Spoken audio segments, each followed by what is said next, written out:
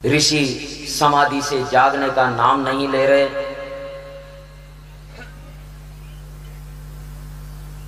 जब वो समाधि से जागे तो ऋषि ने देखा कि मेरी पत्नी तो पहचानने में नहीं आ रही, बड़ी पतली दुबली हो गई है, सूख करके कांटा हो गई।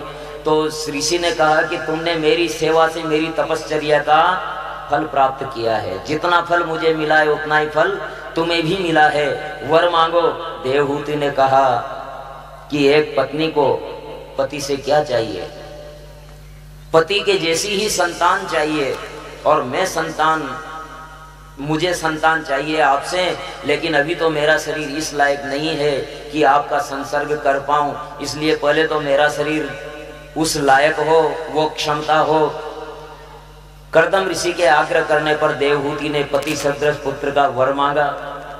अंग संग हेतु देवहूति को कर्दम ऋषि कहते हैं कि जाओ बिंदु सरोवर में स्नान करके आओ।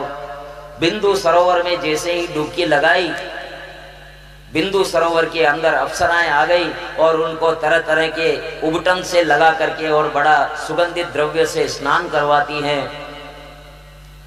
सरस्वती के पवित्र जल से पूरित उस बिंदु सरोवर में वो स्नान करती हैं। जैसे ही बाहर निकलती है तो वो कृष्णकाय शरीर, वो सूख कर काटा हुई देवहूति हृष्ट पुष्ट और पूर्णतः स्वस्थ युवती के रूप में, बड़ी सुंदर युवती के रूप में निकलती है। कर्दम ऋषि ने भी अपनी माया से एक ऐसा विमान बनाया जिसके 9 खंड थे। स्वयं के भी 9 रूप किए और देवहूति के भी 9 रूप किए, और 9 रूपों में, क्योंकि इतने सालों तक की जो साधना थी, बिचारी तपस्या करती रही, तो वो पूरी की पूरी जो कमी रही थी दाम्पत्य जीवन में, वो सारी की सारी अभी पूरी करनी थी। और भगवान कर्दम ने देवहूति में 9 रूपों में 9 अंश रूप में अपना तेज डाला, और 9 कन्याएं देवहूति को कर्दम ऋषि से उत्पन्न हुई। 9 कन्याएं, नवधा भक्ति। नवधा भक्ति जहां होगी वहीं फिर 10वें के रूप में कपिल भगवान आते हैं। कन्या हो गई, संतान हो गई, तो कर्दम ऋषि कहते हैं कि बस हो गई संतान, मेरा वचन पूरा हो गया, अब मैं वो जंगल में जाऊंगा, तपस्या करूंगा। तो देवहूति कहती है कि भगवान, अरे ये तो कन्याएं हैं, इनसे आप ऋण नहीं हुए हो, अभी तक तो इनका विवाह करो, ये तो बांधने वाली बातें हैं, इसलिए अभी आप नहीं जा सकते। फिर कर्दम ऋषि को ध्यान आया कि हाँ, अभी तो भगवान मेरे यहाँ आने वाले हैं, और ईश्वर उपासना करते हैं। भगवान देवहूति के गर्भ में आते हैं। ब्रह्मा जी ने आकर के 9 कन्याओं को मरीचि आदि 9 ऋषियों को प्रदान करने का आदेश देते हैं, और कर्दम ब्रह्मा जी की आज्ञा के अनुसार ऋषि गणों को अपनी 9 कन्याओं का दान देते हैं, विवाह करते हैं, और उन्हीं 9 कन्याओं से ये संसार पूरा भर जाता है। और समय आने पर भगवान कपिल के रूप में देवहूति के गर्भ से अवतरित होते हैं। किशोर अवस्था में जब कपिल भगवान आए तो कर्दम ऋषि ने कहा कि अब मेरा काम पूरा हो गया, अब पुत्र भी हो गया। अब तक तो 9 कन्याएं थी, तो चलो ठीक है, ये तो बांधने वाली बात है, उनका भी विवाह हो गया, और अब भगवान भी आ गए तो अपनी माता को वो संभालेंगे, मैं अब फ्री हूं। और आकर के भगवान के सामने कहते हैं कि प्रभु, आपने मेरा मान बढ़ाया,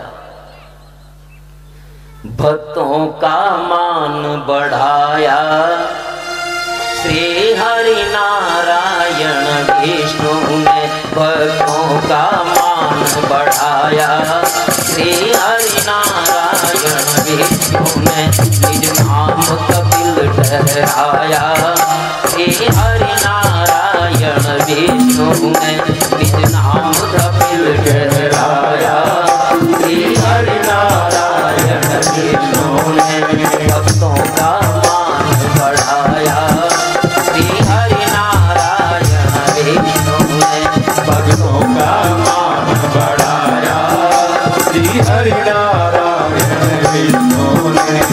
हे प्रभु, आप भक्तों के सम्मान के लिए सब कुछ करते हैं। मैं तो आपका भक्त हूँ, चरणों की रज हूँ, लेकिन आपने मेरे यहाँ पुत्र रूप में आकर के मुझे सम्मान दिया है। मैं धन्य हो गया।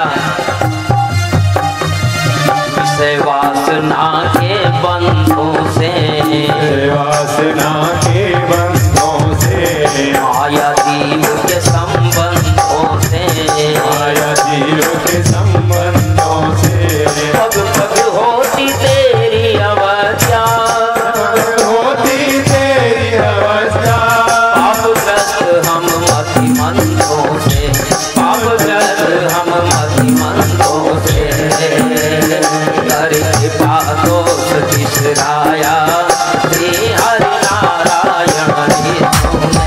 कर कृपा दोष बिसराया श्री हरि नारायण विष्णु ने। भक्तों का मान बढ़ाया श्री हरि नारायण विष्णु ने। भक्तों का मान जय हो, बोलिए भक्त भगवान की। श्री हरि नारायण विष्णु ने, हरि नारायण विष्णु ने। श्री हरि नारायण विष्णु ने। नाम कपिल कहलाया श्री हरि नारायण विष्णु ने। कपिल कहलाया श्री हरि नारायण विष्णु ने। हरि बोल।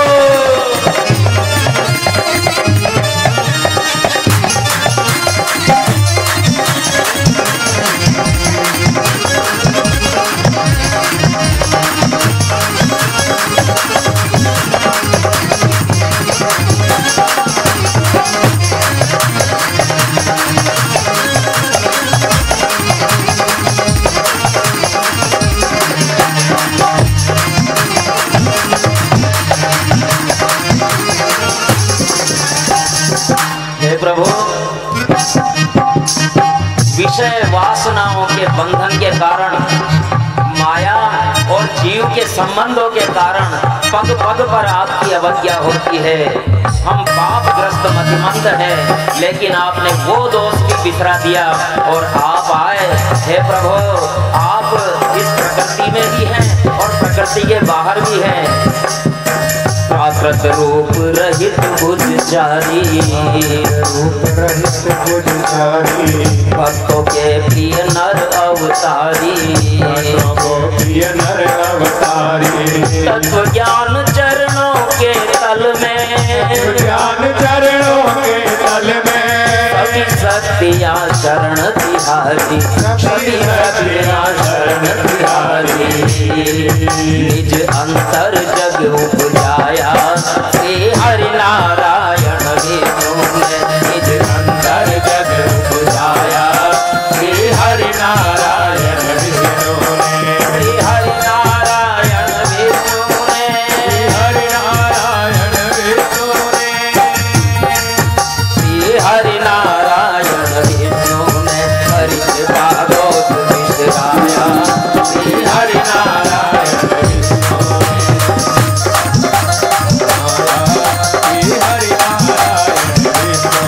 श्री हरि नारायण विष्णु ने। श्री हरि नारायण विष्णु ने। निज नाम कपिल कहलाया श्री हरि नारायण विष्णु ने।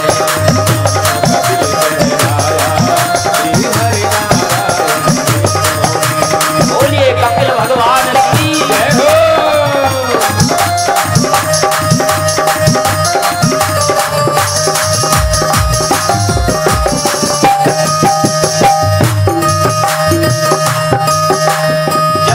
ऋषि ने कहा कि भगवान आपने बड़ी कृपा की, तो भगवान कहते हैं कि मैंने पहले तुम्हें वचन दिया था, तुमने बड़ी तपस्या की थी, तब मैंने वचन दिया था कि मैं तुम्हारे यहाँ पुत्र रूप से आऊंगा, अभिमत फलदातार रहूंगा, फलदातार रहूंगा, अभिमत फलदातार रहूंगा, फलदातार रहूंगा। तेरे अवतार कहूँगा, तेरे घर अवतार रहूंगा। ये वरदान दिया था तुमको, ये वरदान दिया था तुमको, अत्यतिमिर संहार करूँगा, अत्यतिमिर संहार करूँगा। तब सांख्य शास्त्र समझाया श्री हरि नारायण विष्णु है, तब सांख्य शास्त्र समझाया श्री हरि नारायण विष्णु है, श्री हरि नारायण विष्णु है, हरि नारायण विष्णु है, श्री हरि नारायण विष्णु है, श्री हरि नारायण विष्णु है। हरि कृपा दोष विसराया, श्री हरि नारायण आया श्री हरि नारायण विष्णु। निज नाम कपिल सहराया, श्री हरि नारायण विष्णु है, आया श्री हरि नारायण विष्णु।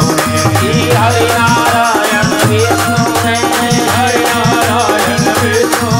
श्री हरि नारायण विष्णु है, श्री हरि नारायण विष्णु है। हरि कृपा दोष विसराया, श्री हरि नारायण विष्णु है। भक्तों का मान बढ़ाया, श्री हरि नारायण विष्णु है, श्री हरि नारायण विष्णु है, श्री हरि नारायण विष्णु है, श्री हरि नारायण विष्णु है।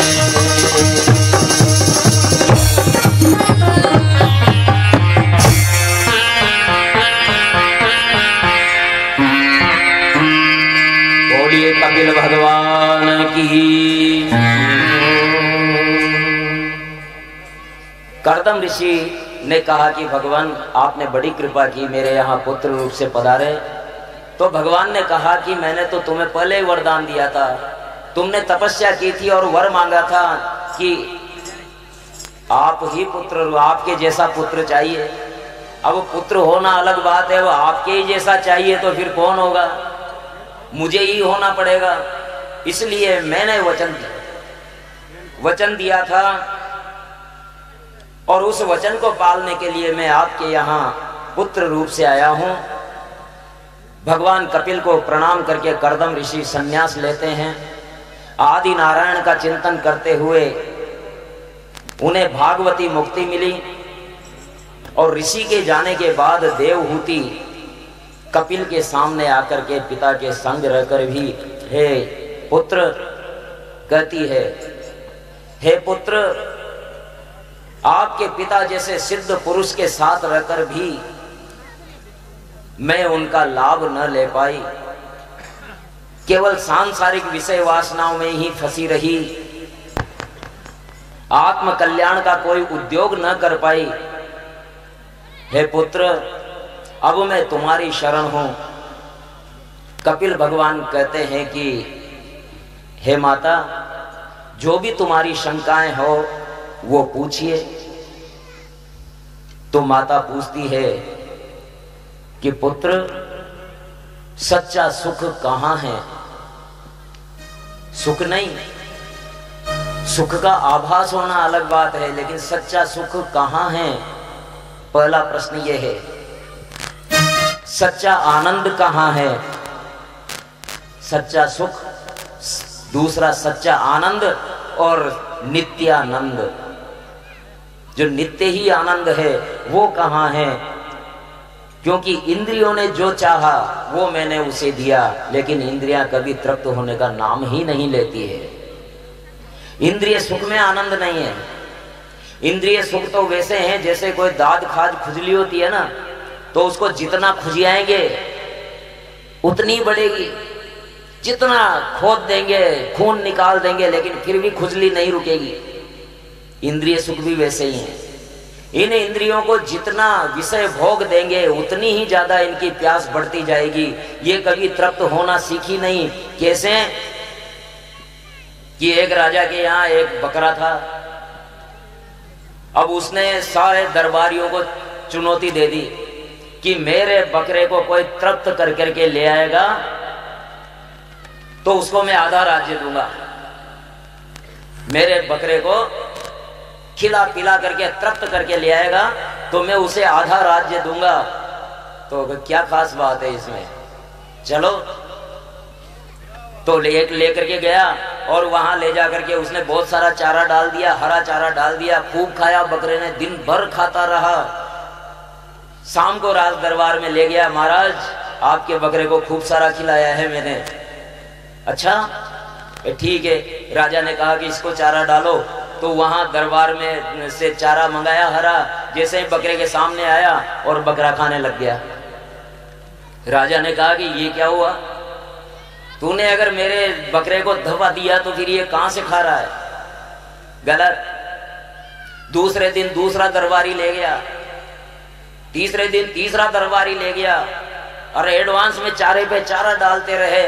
लेकिन जैसे ही राज दरबार में जाए राजा उसको चारा डालता और वो फिर खाने लग जाता। तो कहां है, तो भूखा है। आखिरकार एक दरबारी ने तो ऐसा किया, जानता था इसकी तरफ मुंह जाते हैं अभी डंडे की पड़ेगी।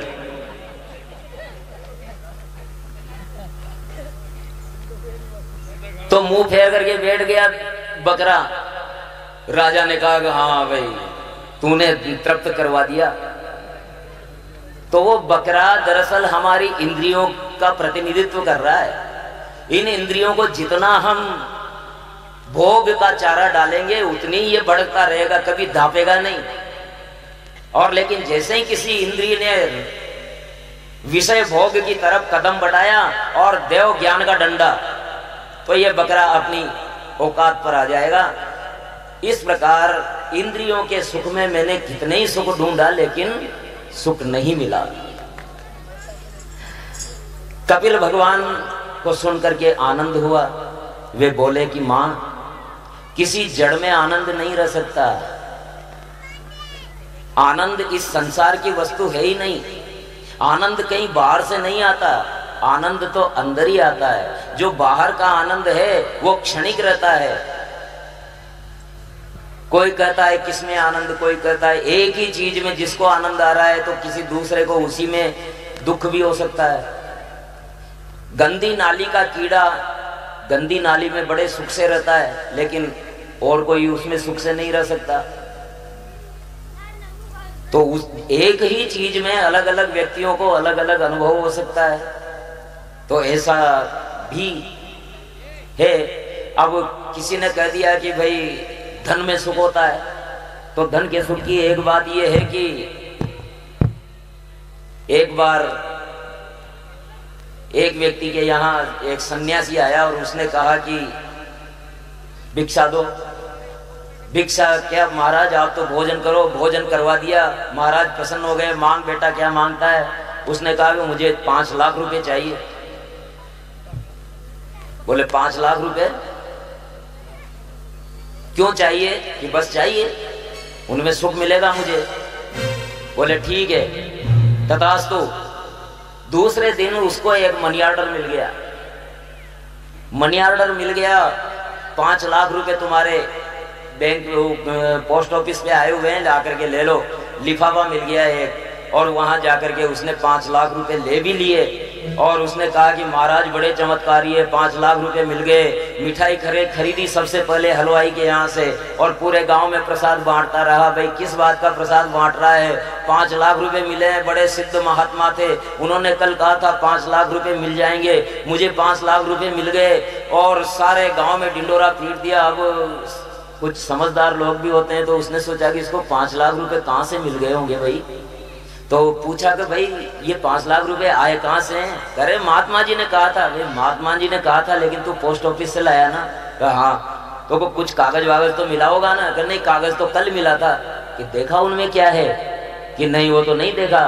भाई उसको देख। तो उस लिफाफे में अंदर एक कागज निकला और उस कागज पर लिखा हुआ था कि आपका बेटा किसी प्रोसेस हाउस में काम करता था और मशीन में उसका माथा आ गया, वो मर गया है। उसके मुआवजे के तौर पे आपको 5 लाख रुपए भेजे जा रहे हैं।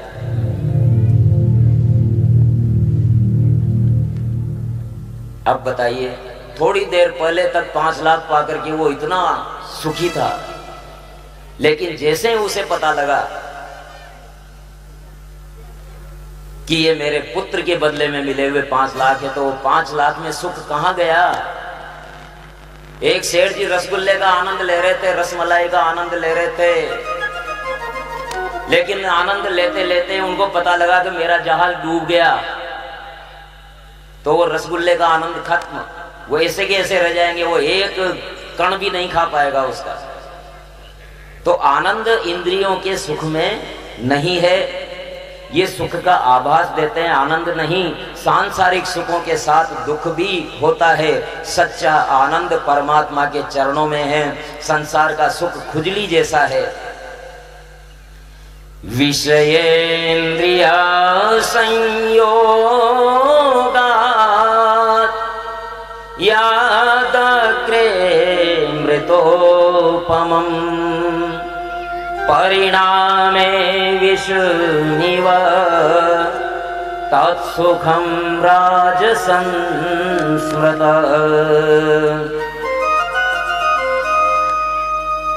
इंद्रियों का सुख प्रारंभ में सुख देता है, लेकिन परिणाम में वो विष का परिणाम देते हैं, इसलिए उन्हें राजस कहा गया है। इसलिए विवेक रूपी धन का हरण करके इंद्रियां जीव को संसार रूपी समुद्र में फेंक देती है। इसलिए इंद्रियों के चक्कर में नहीं आना चाहिए, उनको ज्ञान के डंडे से उसी तरह नियंत्रित किया जाना चाहिए जैसे वो बकरे को किया गया था। आनंद अंदर है, आनंद बाहर की चीज नहीं है। 2 शरीरों के स्पर्श से सुख नहीं मिलता, किंतु 2 प्राणों के एक होने से आनंद मिलता है। शरीरों के मिलने से सुख नहीं मिलता, आनंद नहीं मिलता। 2 प्राणों के मिलने से, 2 आत्माओं के मिलने से आनंद मिलता है। और 2 प्राणों के मिलने पर आनंद मिलता है, तो अनेकों प्राण युक्त विश्वात्मा से मिलन हो जाए तो फिर कहने क्या, उसे परमानंद कहते हैं। और इस प्रकार सुख का तो विलोम शब्द है दुख, लेकिन आनंद का कोई विलोम शब्द किसी भाषा में नहीं है। आनंद की अवधारणा केवल हमारी देववाणी संस्कृत में ही है या हिंदी में है, बाकी विश्व की किसी भाषा में आनंद की अवधारणा नहीं है। सुख का जिसका विलोम शब्द है वो कोई हमारे लेने के लिए कोई विषय नहीं है, वो आनंद का विषय नहीं है, क्योंकि सुख के बाद दुख है, दुख के बाद सुख है। लेकिन आनंद के बाद आनंद है, आनंद के बाद आनंद है, और आनंद के बाद परमानंद हो सकता है। लेकिन एक बार आ गया तो जैसा कि कहा था, मुझे मेरी मस्ती कहाँ लेके आई, और वो मस्ती एक बार चढ़ गई तो फिर उतरने का काम नहीं है। यही आनंद है। चेता खल्वस्य बंधाय मोक्ते चात्मनोमतं गुणेषु सक्तं बंधाय रतं वा पुंसि मुक्तये।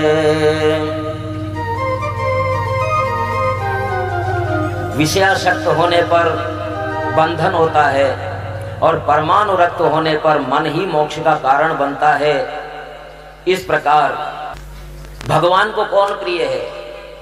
भगवान कहते हैं कि मुझे मेरे भक्त ही ज्यादा प्रिय हैं। एक बार नारद जी घूमते घूमते वैकुंठ में चले गए, तो नारद ने देखा कि भगवान किसी के ध्यान में मग्न है। भगवान विष्णु को ध्यान करते हुए देख करके नारद जी के मन में बड़ी जिज्ञासा हुई कि ये नारायण किसका ध्यान कर रहे हैं। नारद जी ने पूछा, भगवान मैं आया था तो आप ध्यान कर रहे थे, किसका ध्यान कर रहे थे? तो विष्णु भगवान बोले कि मैं मेरे भक्तों का ध्यान कर रहा था मैं अपने भक्तों का। नारद ने कहा कि आपके भक्त क्या आपसे भी श्रेष्ठ होते हैं क्या? भगवान बोले कि हाँ। तो नारद बोले, सिद्ध करो, सिद्ध करो, अगर आपसे भी श्रेष्ठ आपके भक्त हैं तो सिद्ध करो। तो भगवान ने पूछा नारद जी से, उत्तर देने के बजाय पूछा, बोले क्या जगत में सबसे बड़ा कौन है? जगत में सबसे बड़ा कौन है? नारद जी ने कहा कि पृथ्वी बड़ी है। बोले पृथ्वी कहाँ रहती है? बोले शेषनाग के ऊपर। जब शेषनाग के ऊपर रहती है तो फिर बड़ी कैसे हुई? नारद बोले कि हाँ हाँ भगवान बात सही है, शेषनाग बड़े हैं। शेषनाग बड़े हैं तो शेषनाग फिर शंकर जी के गले क्यों पड़े हैं? फिर नारद जी कहते हैं कि हाँ भगवान ये तो बात सही है, शंकर भगवान बड़े हैं। शंकर भगवान बड़े हैं तो फिर वो कैलाश पे क्यों खड़े हैं? नारद जी ने कहा कि हाँ भगवान ये भी बात सही है, कैलाश पर तो खड़े हैं तो फिर कैलाश बड़ा हो गया कि हाँ कैलाश बड़ा है। कैलाश बड़ा है तो कैलाश को तो रावण ने उठा लिया था, तो क्या तुम ये कहना चाहते हो क्या कि रावण बड़ा है? नारद जी ने कहा कि अब नारद जी कहे तो क्या कहे कि भगवान अब आप कह रहे हैं तो होगा बड़ा। कह रहे बड़ा कहां होगा, नारद को तो बाली ने कांख में दबा लिया था। नारद जी ने कहा कि हाँ तो फिर बाली बड़ा हो गया। तो बाली बड़ा हो गया तो बाली को तो राम ने मार दिया। हाँ अब आए लाइन पे, हाँ राम बड़े हैं भगवान, राम बड़े हैं। नारद जी ने बोला कि तब तो आप ही बड़े हैं। भगवान ने कहा कि नहीं, मैं बड़ा नहीं हूं, मेरी अपेक्षा मेरे भक्तजन श्रेष्ठ हैं, क्योंकि सारा विश्व मुझ में है लेकिन मैं मेरे भक्तों के हृदय में निवास करता हूं, इसलिए मुझसे बड़े मेरे भक्त होते हैं, मैं बड़ा नहीं हूं।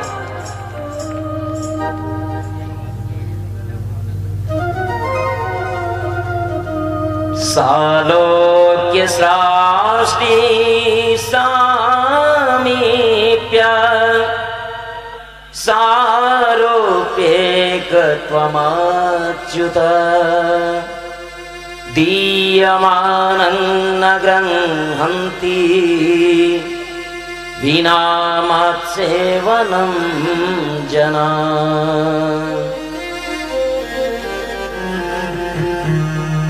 मेरे निष्काम भक्त मेरी सेवा छोड़ करके सालोक्य यहां तक कि सायुज्य मुक्ति को भी स्वीकार नहीं करते। जन्म से वृद्धा अवस्था तक भी जीवात्मा पाप करता है, वृद्धावस्था में दुख सहता है, सेवा कोई नहीं करता। संसार में 4 प्रत्यक्ष देव हैं, संसार में 4 प्रत्यक्ष देव है। कपिल भगवान अपनी माता को कह रहे हैं माता पिता प्रत्यक्ष देव है, माता पिता नहीं होते तो हम इस धराधाम पर नहीं होते, इसलिए प्रत्यक्ष देव माता पिता है।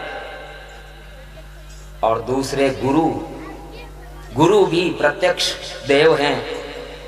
अतिथि जो बिना बुलाए बिना सूचना के घर पे आ गया, उसका सत्कार भगवान के सत्कार के जैसा है, वो भी प्रत्यक्ष देव का दर्जा दिया गया है।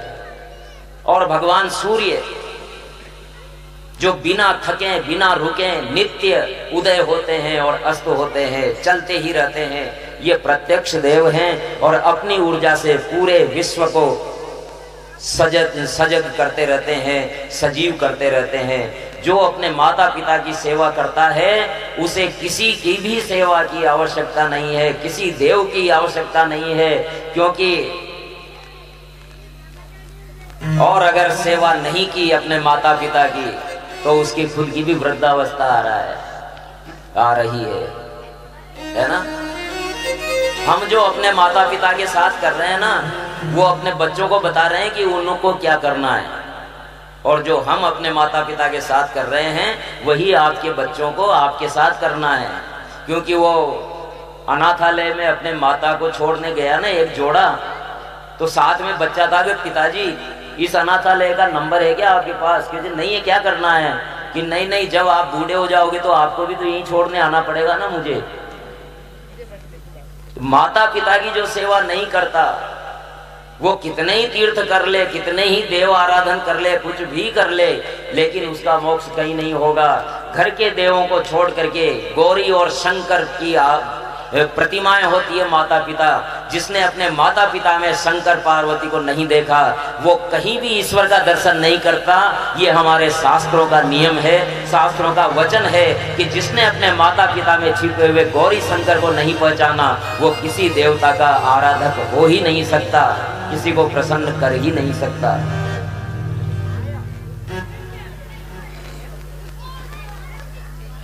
लेकिन जब बूढ़े हो जाते हैं तो बुढ़ापे में सारे संतानें अपने बूढ़े बाबा की पालकी पोल में बिछा देती है, पोल दरवाजे पर, वहीं टुकड़ा डाल देते हैं, वहीं खा लेते हैं, पी लेते हैं। और इस प्रकार वो बूढ़ा आदमी जो जन्म से लेकर के अब तक केवल पाप ही करता रहा, जवानी में बचपन जब बच्चा ही था तो माता पिता ने कह दिया अरे अभी तो बालक है, अभी क्या भजन कर रहा है। जवानी में पत्नी आ गई तो विषय वासना में रम गया, और बुढ़ापा आया तो शरीर सक्षम नहीं रहा। तीर्थ यात्रा करने जाना है लेकिन घुटने काम ही नहीं दे रहे, भगवान के भजन का गाना है लेकिन जीवा उथलती नहीं है, दान करना है, पैसा टका सब बच्चों के हाथ में, हमें 1 रुपया चढ़ाने के लिए 4 पूजा जी के लिए नहीं मिलता। इसीलिए किसी ने बहुत अच्छा कहा है, मुझे बहुत अच्छा एक गीत याद आ रहा है, हरियाणवी है। भजन कर भरी जवानी में बुढ़ापा किसने देखा से, भजन कर भरी जवानी में बुढ़ापा किसने देखा से, भजन कर भरी जवानी में बुढ़ापा किसने देखा से, बुढ़ापे में लंगड़ो हो जागो, बुढ़ापे में लंगड़ो हो जागो, तीरथ तू करना पावे गो, तीरथ तू करना पावे गो, तीरथ कर भरी जवानी में बुढ़ापा किसने देखा है, भजन कर भरी जवानी में बुढ़ापा किसने देखा है,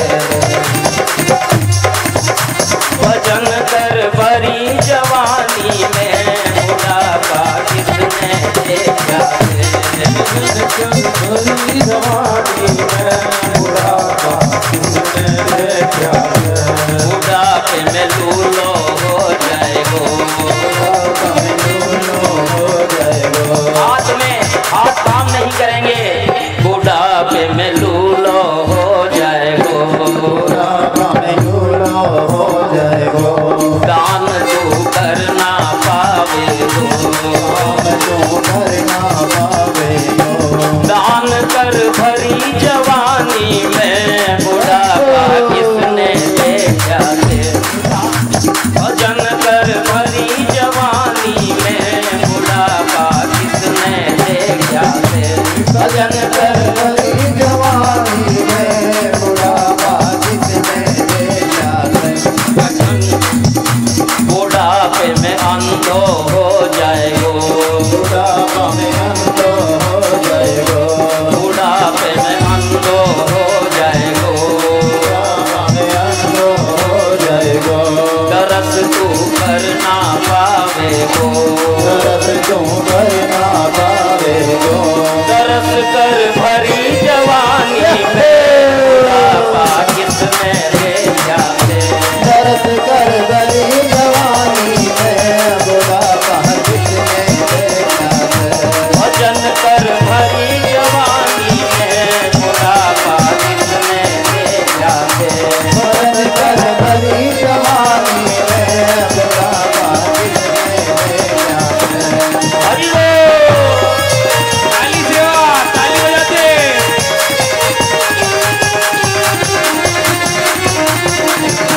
भजन कर